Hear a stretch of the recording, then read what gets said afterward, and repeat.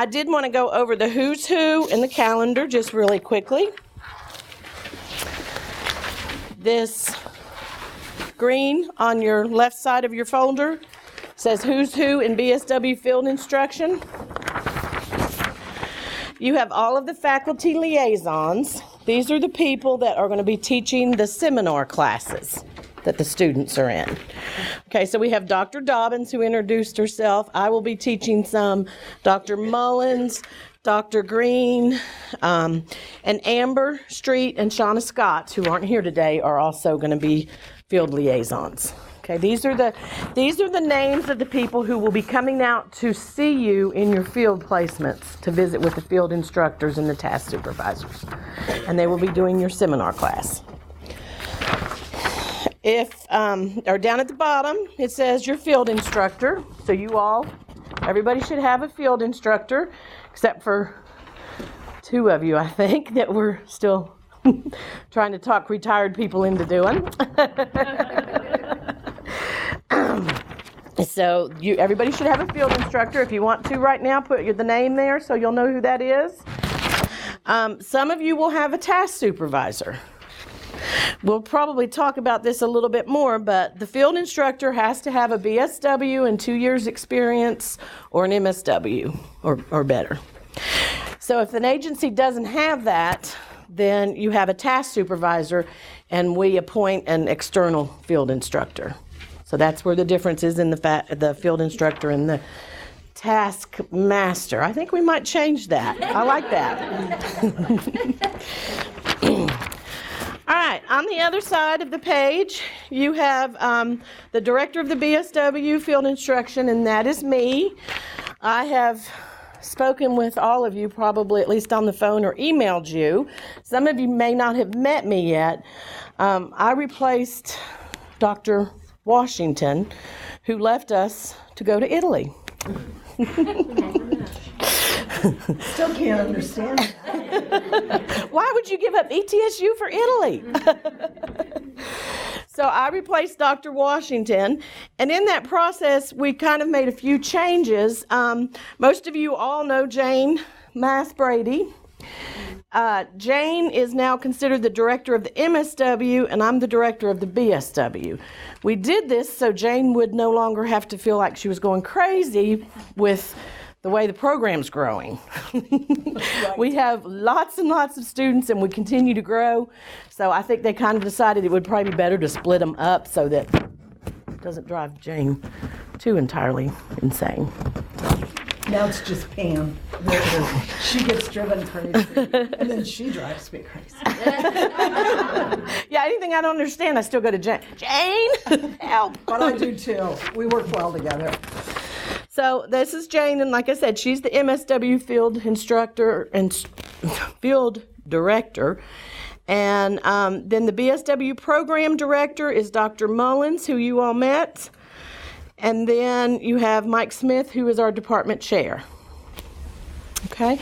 Now, if you all have problems in your field placement, anything comes up, you start, of course, trying to work it out with you and your students, or the student and your field instructors, task supervisors. If you can't get things solved there, the next step would be to go to your faculty liaisons.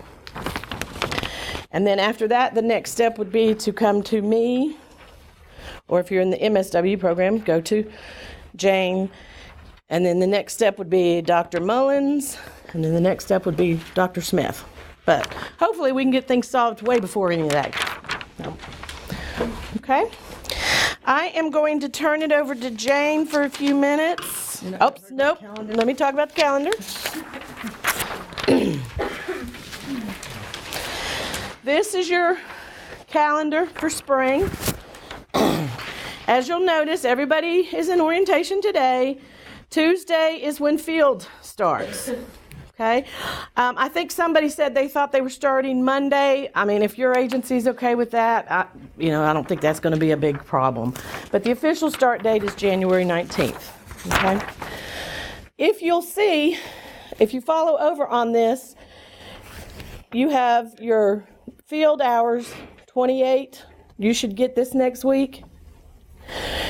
And then that next number where it says 32 is adding the 28 and the hours that you'll get today. So that gives you the 32. The next week in your seminar, or in your field, you'll get 36 hours. That gives you a total of 68. So you see how you can follow this down till you get to the 500. Okay? So that gives you a guideline as to where you should be. Now, things do come up, and you may be a few hours off here and there, and that's not going to be the end of the world. But this is a pretty close guideline that we want you to follow. When it says no field 0, I have to work that week. Okay. Is that going to be an issue? No, you'll just count those hours and, maybe take another week off. Maybe Okay. talk in advance with your field instructor and take another week that you can take off. We do have that you're not in field during your the week that the school's closed for spring break. If you fall behind or if you are getting a little bit of a later start, Alicia, you may have to work through that break. Okay. So you start on the 19th and you should be finished by April 28th, 29th, somewhere right around there. And you have to have a total of 500 hours. Any questions on the calendar? When our agency, Kingsport City, is closed for snow, we are closed. So I'm just wondering how, as far as her hours go, what do we need to do with that? We're going to talk about that in one section totally, but I'll go ahead and say it here because it seems like it comes up over and over every time. If ETSU is closed for snow, you still have to go to your internship. If they're open. But if they're closed, if they have closed, their agency is completely closed, then no, you don't go and you count those hours. But if ETSU is closed, but your agency's open, you go. Now if you can't because of the weather, then you have to make those hours up. Okay? Is that clear? But we'll probably say it again because that's always an issue that comes up. Okay. Any other questions on the calendar? On the day that we have seminar, we just go to our field and then leave early to go to seminar? Right. Some of your seminars are a little later. Some of them are in the evening, but most of them are in the afternoon. So that's the day that you would work shorter hours. And you'll see it's got, 36 on there. So that's a day that you would work maybe half a day. The day that you have your seminar. You do not count seminar hours in your total field hours. They do not count. Today counts though. Today counts. Okay. If you had to do a little bit of pre-training type things, TB tests, those kind of things, you can count those hours too.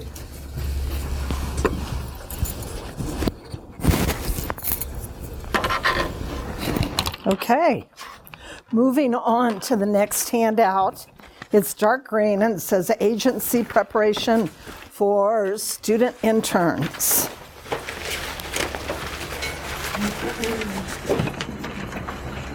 Just like we're doing this orientation today, we hope that the agency does an orientation for you as you get started next week.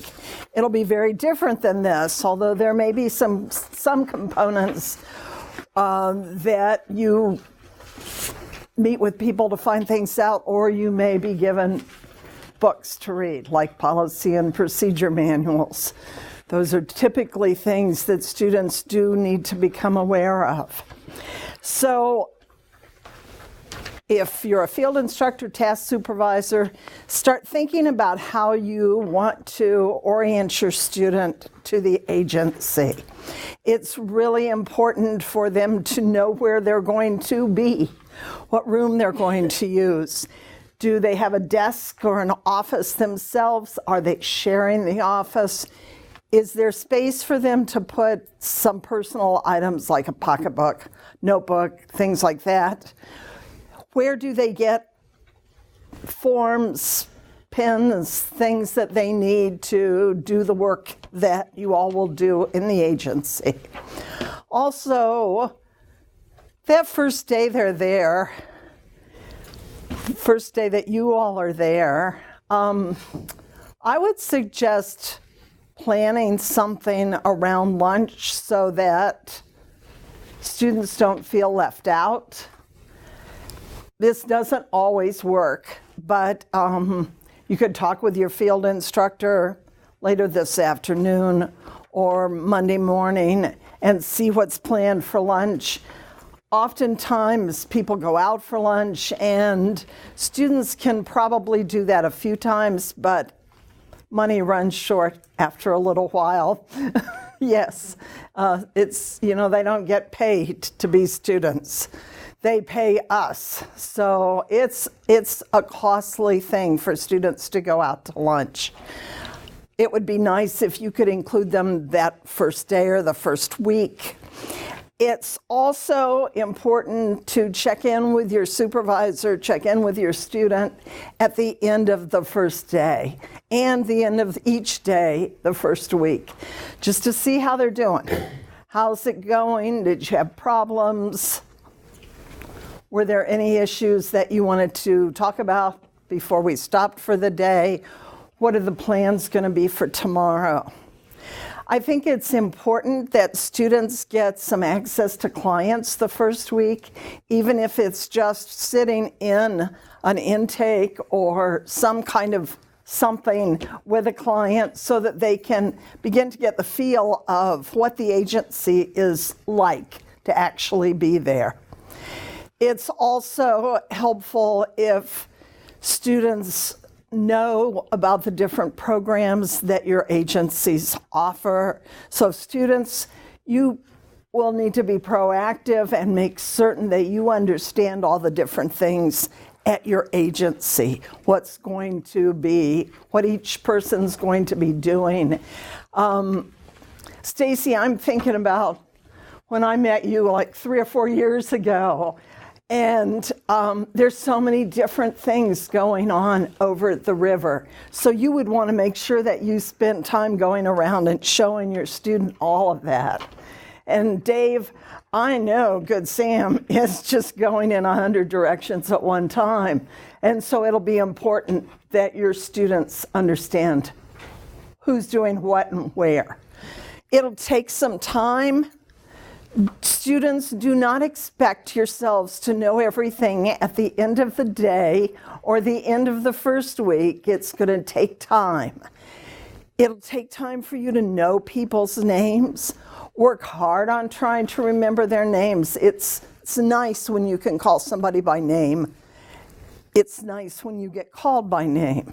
So just keep that in mind. Use whatever tricks you've got in your book to learn names. It's important for students to be introduced to administrative assistants, secretaries, people who answer the phone or meet clients when they come in the building.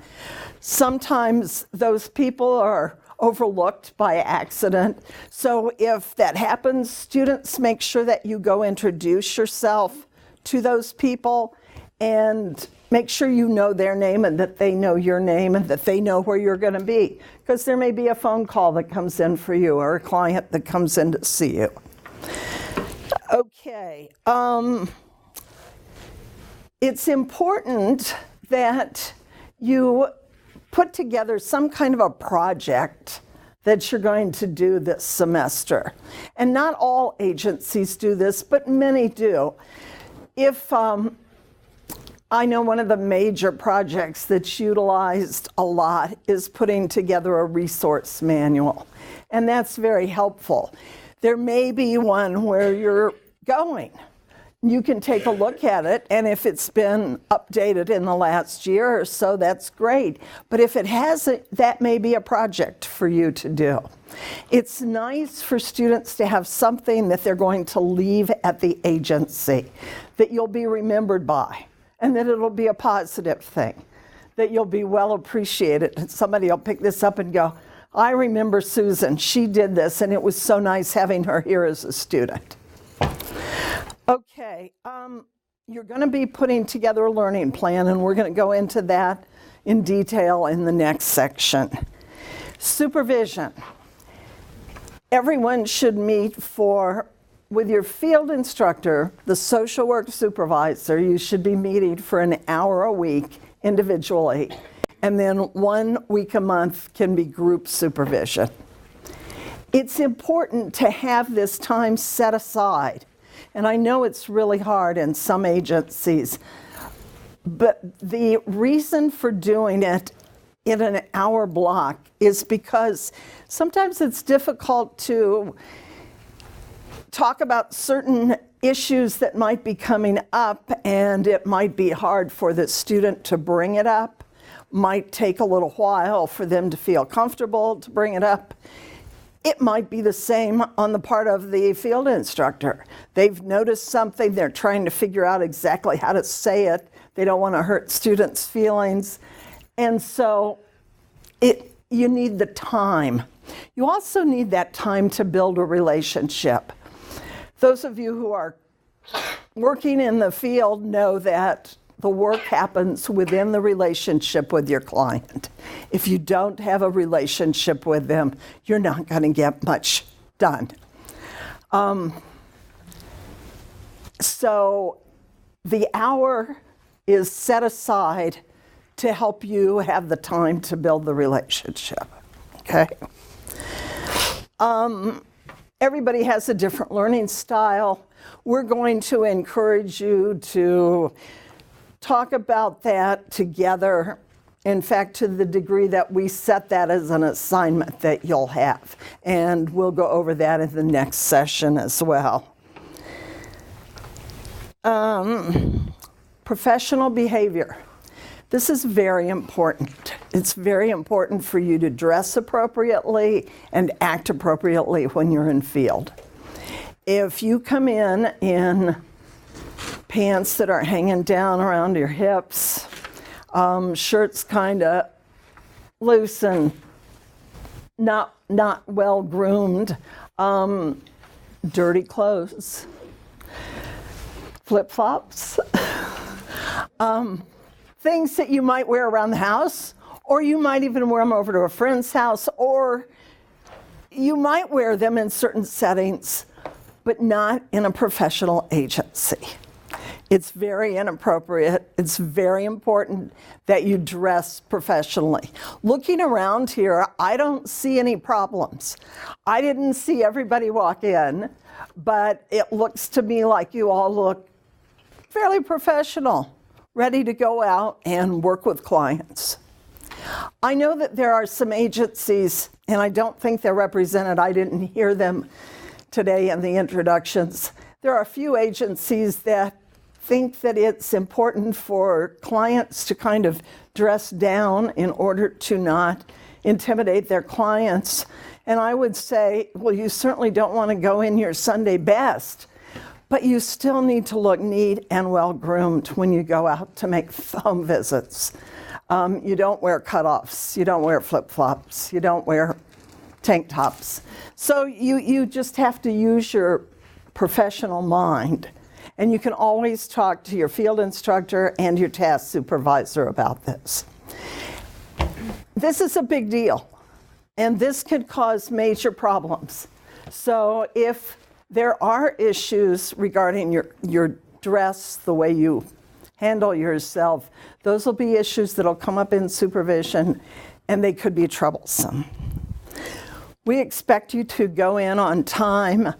If you're going to be late, you need to let your field instructor, task supervisor know. Find out their cell phone number the first day you're there and give them your cell phone numbers. I think pretty much everybody lives on cell phones these days. That's going to be the best way to communicate. So if you're going to be late, call. But if you're going to be late Tuesday, and then you're going to be late Wednesday, and then you're going to be late Thursday, that's going to bring up some issues. So timekeeping is important. And you all are seniors now, so that should work fine. You've already had to do some of that.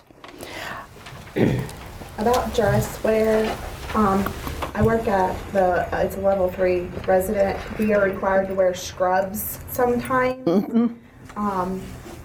I know that's not really. No, that is professional. That's considered professional in some places, so that's fine.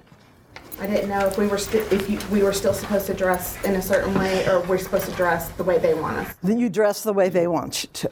Right, right. Scrubs are professional. You do need to disclose that you're students. You always need to do that. That's not only a rule of ours, that's an NASW Code of Ethics issue. You should never represent yourself as a BSW already. You're a student. And make sure that you let your clients know that, so that they know that they can ask for somebody else if they don't want to work with a student. They can talk to your supervisor if they need to. Okay, there's a couple of things coming up this semester which we hope you will be able to attend, and it's important for you to be thinking about this right now. One is there will be Social Work Day on the Hill in March, and I don't have the date. I think it's like the last maybe the 22nd, 23rd. Does anybody have the date of Social Work Day on the Hill? I'll see if I can find it for you and announce it. We also have what used to be called Career Day. It's now Professional Development Day. And we want you all to attend that. There are always possibilities there for finding somebody who's looking for a social worker to give a job to. So you don't want to miss that. And I believe that is the Friday, the 28th of March, if my memory's correct on that. But I'll let you know that too. I'll send out something to all of the seminar instructors. Good. So as soon as I get those dates, you can pass them on to everybody. There may be opportunities for you to do workshops through your agency. That is great, provided everybody approves. Your field instructor, your field liaison, as long as they're in approval of that, that's great. You may be able to find some workshops you want to go to, and if you do, again, it just needs to be cleared through your supervisor. And if you contact somebody who's giving a workshop, they may have a student rate, which would be a very nice thing, because conferences are more and more expensive. Okay, on the next page, you're going to want to find out all of these different things under the meso level. This is where you're in your agency. You're learning about the purpose and the function and the structure and the mission and who does what. You want to see an organizational chart. Find out about your clients, who you do see, who you don't see, what services you provide, what services you don't provide. Those are all important pieces of information for you.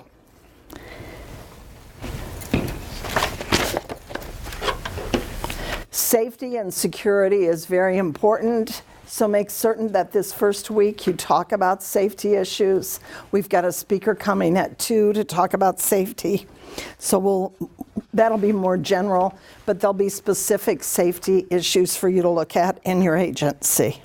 Then there's resources. And everybody in your agency, it's possible for them to be resources for you. So make you use them.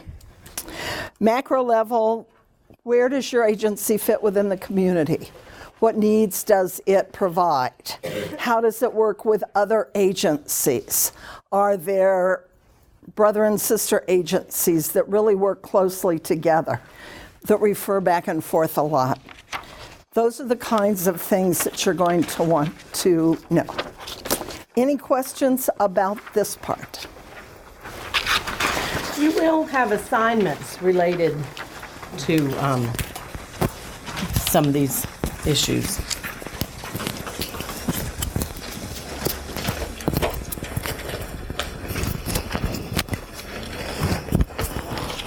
Notice I gave Jane the long one.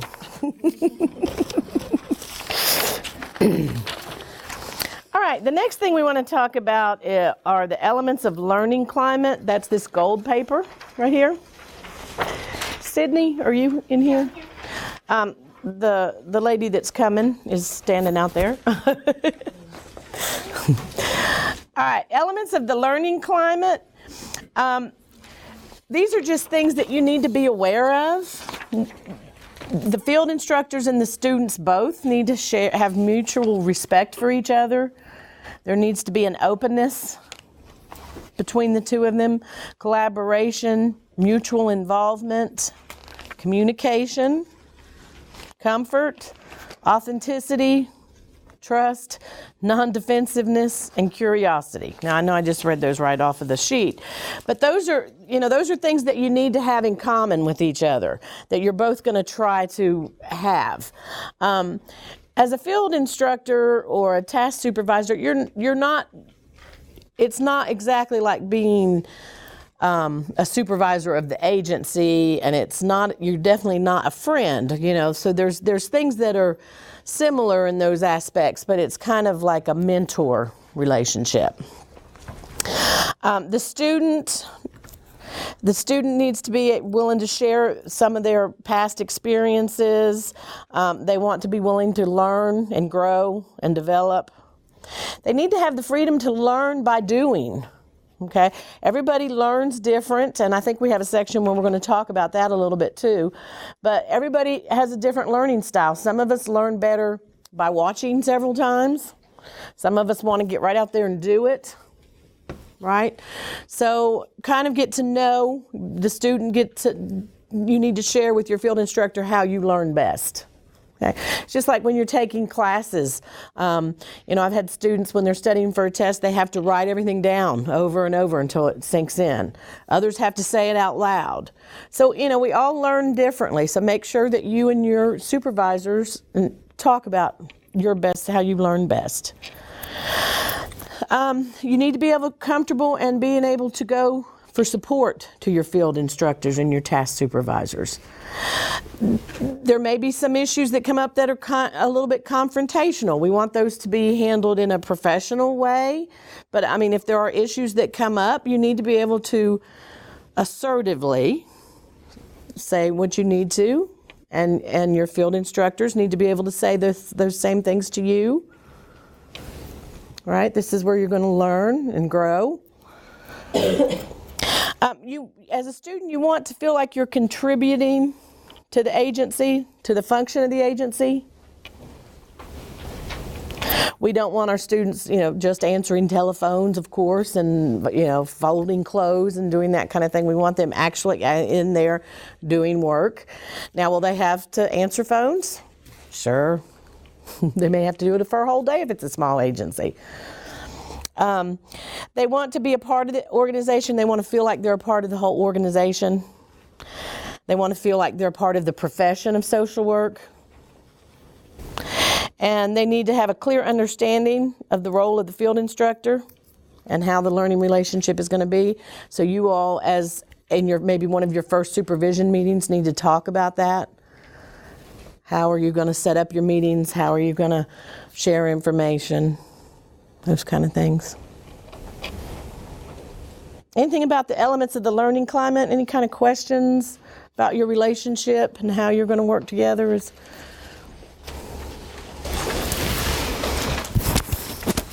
got a long one for you. I realized that I was supposed to go into more detail about the learning styles. I was looking at one form, and that information was on one I wasn't looking at. So let me talk about that for just a couple minutes. How many of you like to read about something and study it and really know inside and out what something is before you try to do it? Anybody in here? Okay. How many of you want to watch somebody do it? Okay. How many of you want to be told what to do and just go do it and then process it when it's done? Okay, so we've got a real mix in here. All those styles are fine. There's absolutely nothing wrong with any of them, but there can be problems that come about because of those being different. So let's say that, Stacy, you said you like to read about it, know all about it before you do it. And let's say that your student likes to jump in and get her feet wet up to her neck and then come back out and process it. Is it possible that that's true in this situation? You're the student, right? Yes. We both raised our hands for the same thing. Oh, okay. All right. Okay, so there's not going to be that issue there. And I didn't notice enough, so I don't know who might have issues, but this is very common. If you're a jump in the pool kind of person and your field instructor is no, I really need to read all about this first, you're going to be chomping at the bit to be out there doing, and your field instructor is going to be holding you back. And vice versa. If the field instructor is a jump in the pool person, that person's going to be pushing you and you're a read all about it. There's going to be conflict and tension. And so it's really, really important to talk about the way you learn best. What I would say is, supervisors, in the beginning, I would recommend that you match your students. Whatever their style is, even if it's totally opposite, that you match it. That you stay right with the student that way. And then over the semester, push the student to try out the other ways to learn.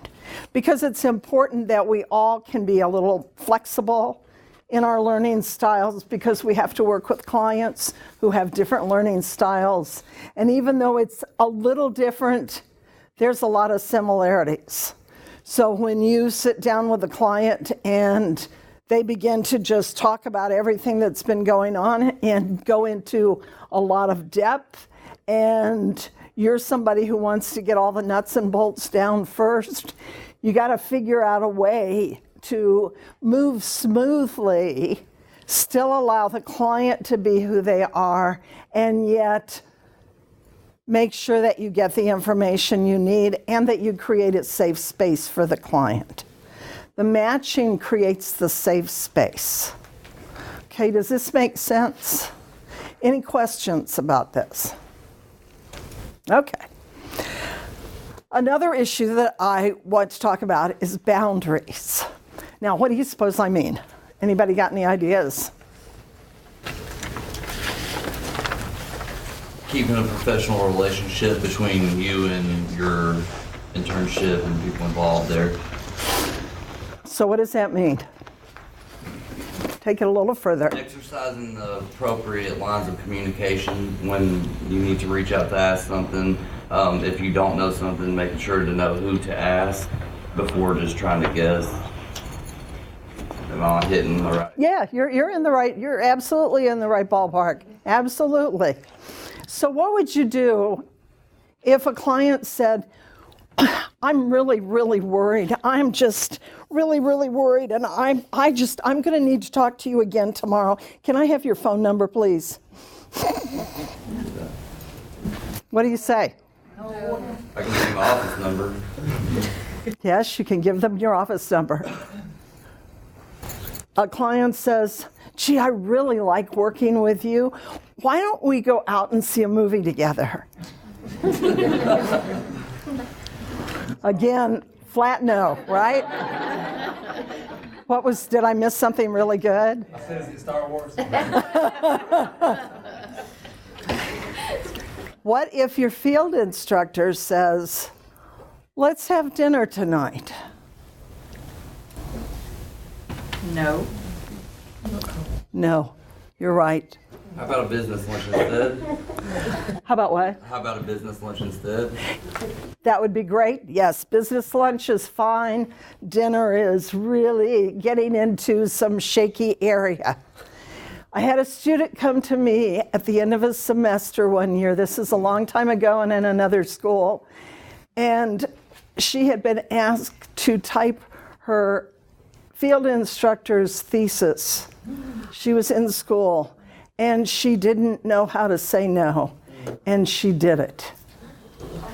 And I was just horrified that that happened to a student. That should never happen. That is way beyond any boundary that is appropriate. So no, field instructors, supervisors shouldn't ask you to go to dinner. You shouldn't ask them either. Now, you may find that you really have a lot in common and that you really like this person and you want to keep seeing them when you're finished. Then it's fine. You can become friends, you will be professional colleagues at that point, and it's fine if you want to go to a dinner and a movie. Never is it fine for you to do that with a client. Not now, this semester, not 5 years from now. If you've had a client, if you've worked with a client, social work is very clear that the boundaries should stay pretty firm. You certainly may never have a relationship with them where you'd actually have sex. That's a big, huge no-no. Okay. Questions? Jane, what about social media? That has become a big thing. Yes. Twitter, Instagram, Facebook. It is a big thing. Our recommendation is that you do not share your Facebook page or Twitter or whatever else with your clients. They may seek you out, and so you need to make sure that those areas are closed to people who you haven't given permission to, okay? I don't know how to do that, but I expect most everybody in here does. If you're under 30, I know you've got it down. I go to my granddaughter when I have questions. So make sure that you stay private and you keep all of those, the social media stuff at a private level. And I think as far as if you're talking about like you and your students, I think that's probably somewhat negotiable. Yeah. You know, I mean, if you're both seem comfortable with that. Other things with boundaries, though, and some of you've had me in a class, and you may remember me talking about this. If you, sometimes you're trying to be nice to your clients and you do the wrong things. I was doing my internship at a clubhouse setting, and a client came up to me and asked me for a quarter, and I gave it to him. Okay. The next day, came up and asked for a quarter. I gave it to him. You know. Then it could have gotten to where he was asking for more than a quarter, but that didn't happen. Instead, other clients started coming up to me asking for quarters. You know, and I'm a student too. You know, that's where I learned my lesson on boundaries. You know, you've got to set those boundaries from the very beginning. You've got to set them early. Because you think you're being nice. Oh, it's just a quarter, you know. And the next thing you know, you're giving quarters to the whole clubhouse. So. Good point. Yep. Other thoughts or questions about boundaries? Uh-huh. I've had a situation occur twice in my agency, and I think it's happened enough that I need to bring it up for students to think about this. We have a lot of community service workers who come in, and I have had students who did not see that being a boundary issue, starting a relationship with a community service worker, because they did not see them as a client, but it did really destroy their field placement. So I think that's really important for students to remember. It is not necessarily a client that you're having a relationship with, but maybe somebody in the agency. Yeah, that's a good point. Thanks, Barbara. That's helpful. Anytime you have a question, ask your field instructor, ask your supervisor, and talk about it. Sharing, you know, I'm not sure that I'd be comfortable if I gave all of you permission to see my Facebook page. There's very little on it. I only go on it to see my grandkids. But it's still mine, and so I'm not really comfortable. I'd have to make I would have to talk with you before I gave you permission. Dave? I agree with that, and I think, you get into social media, my rule of thumb is if it doesn't have to do with our professional relationship, we have no business there. You know, whether it's social media, going out to dinner, you know, if it's not to do with our work, our professional relationship, you know, while we're in that, we have no business going there. And I think that's where I kind of set that. The social media can be, there's a lot goes on social media that you know, we all know that. Right. And my rule with, my rule, Peers at work, I keep the same thing. I would never go out, I'm friends with my peers at work, but I don't get on their social media and I don't give them mine. Yeah. Not necessarily appropriate. Right. And I do have coworkers that are on my Facebook. I do. Yeah, I love Pam's posts. But now I don't give them to students. Now, when you all graduate, I will open that up and I'll say, please be my friend on Facebook. And one reason is because in a few years I want to find you so that you can be my field instructor. That's right. Yeah, we don't want to lose touch with you at all. But and at that point, the relationship has changed. Yeah. You know, you're more of a colleague. But I don't let students. I'm not friends with students. Going back to the boundaries, where you say no dinner, no movies, but where I work at, they live there. So Right. we may have to do Right. a case while they're watching a movie or eating dinner. Right. We may have to evaluate them. We have to monitor if they're acting out and that sort of stuff. So I'm in their home environment. Right. So That makes a difference. Use your brain. Think about it. I mean, you've had enough classes. You've had ethics with me. Yeah, and your supervisor should be able to help you with which boundaries are really, really firm and which you've got some room in. I would think being in a group home, it would be valuable to sit and have meals with people because you're going to hear stuff during that time that you're not going to hear other times. I have a question. Like where I work with kids and stuff, like at the Boys and Girls Club, and I wonder when I'll translate at Kingsport City Schools, the kids will ask me to like come to their after-school events, like a track meet or something. Is that going to be crossed? Oh, that's... Who is your field instructor? Matt? Matt? Yeah, I saw that head go down back there. I just stopped doing it for me to get under the chair, so. So what do you think about that, Matt?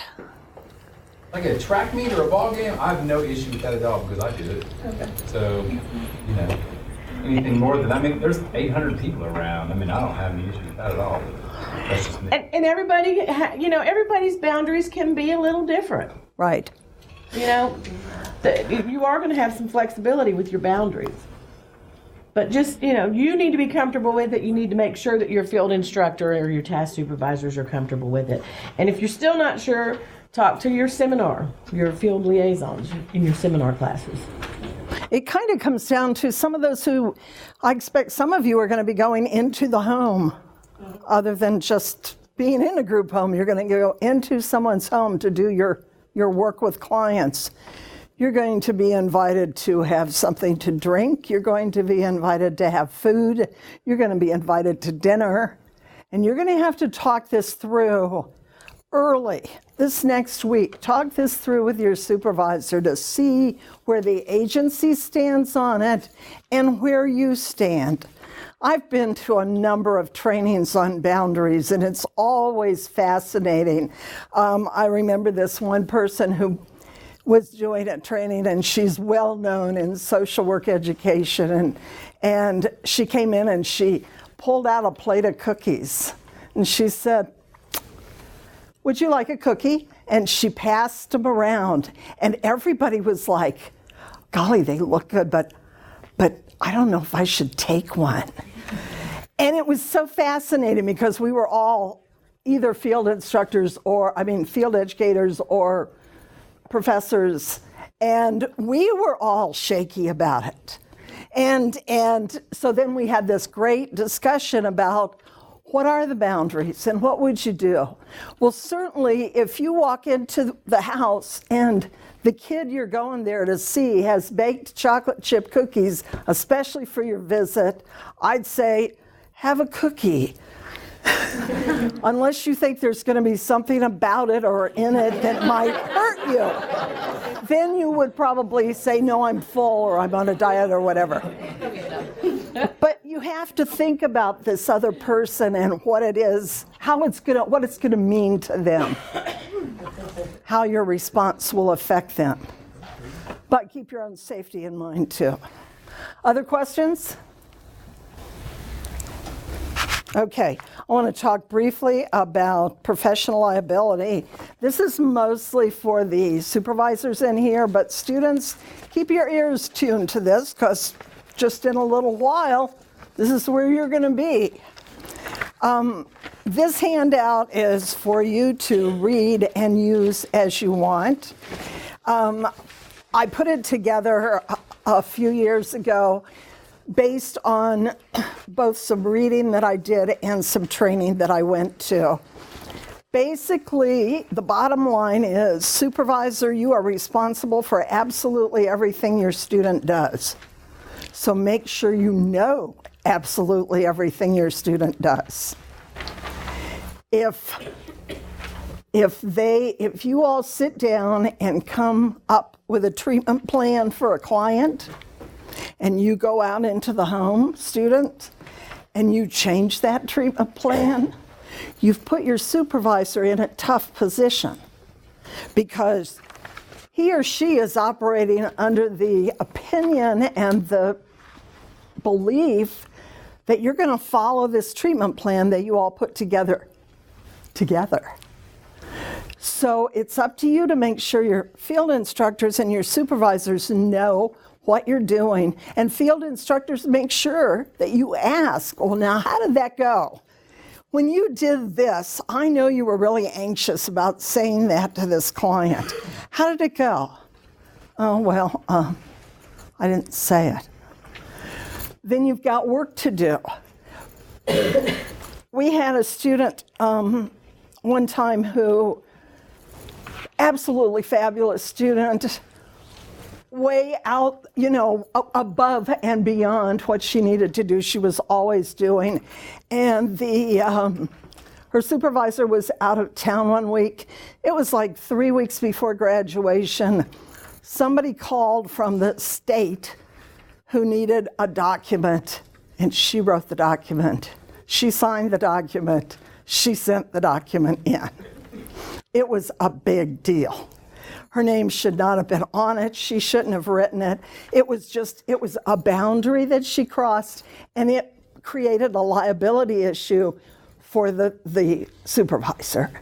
So just keep those kinds of things in mind. You can be doing wonderful work, but you might do too much. And I say it not to stop you from doing it, but just to be aware. Your supervisors are responsible for what you do. Okay, questions about this? I'm not going to go through much of this because it's just good for you to read it. Questions? Okay. There you go. Okay. The next sheets we're just going to go over really fast. One is social work skills. These are all the skills, and there are lots more, that the students have learned. All right, so when you as a student are talking to clients, remember these skills. And task supervisors and field instructors, be sure that you're watching the students do these and look for some of these skills. I sort of dread doing this, but I'm going to try it. Somebody give me a reflection of feelings statement. Okay, I say, this has just really been hard today. I didn't think it would be this difficult to do this. Somebody reflect my feelings back to me. I can tell you're having a really rough day. Okay? She just, so these are all skills that your students should know. All right? So, kind of look for these skills and try to encourage students to use them. All right? The next one is role changes. And I talked just a little bit about this when I was talking a few minutes ago. But as a field instructor, you're going to go from being a helper of those in need of support, like clients, to a teacher and a mentor. okay? Instead of just a supervisor, you're going to be an educator. So if you look at these, these will just give you some ideas of how you want to interact with your students. On the other side, the task of teaching another individual what we do as social workers. This is just another one that you can look at to kind of refresh your mind. I want us to move on because we do have someone coming to talk about safety and get us moving a little bit. So, the last one that we have is assessing the student's level. This is important for the field instructors and the task supervisors to realize that not every student is different. Every student is at a different level. There are students in here that are, we have a 18-year-old or 19-year-old or no, 20. 20. I was trying to find you. They're not quite that young. We have a 20-year-old who isn't 21 yet. And since she brought it up, I'm going to go ahead and point her out. We have other students in here who might be 40 or 50. I don't think we have any this semester in here, but, so everybody's at a different level. Okay? So you need to remember that, that some of the students may have already been in the social work field, even if they're not social workers. Others may not have. So keep those kind of things in mind. Remember, their learning styles are different. Life experiences, confidence level. You've got some in here that need to rein their confidence in a little, and then you've got a few that, really need to develop that. So as supervisors, be aware of where your student is, and how you can help them, and what level they're at.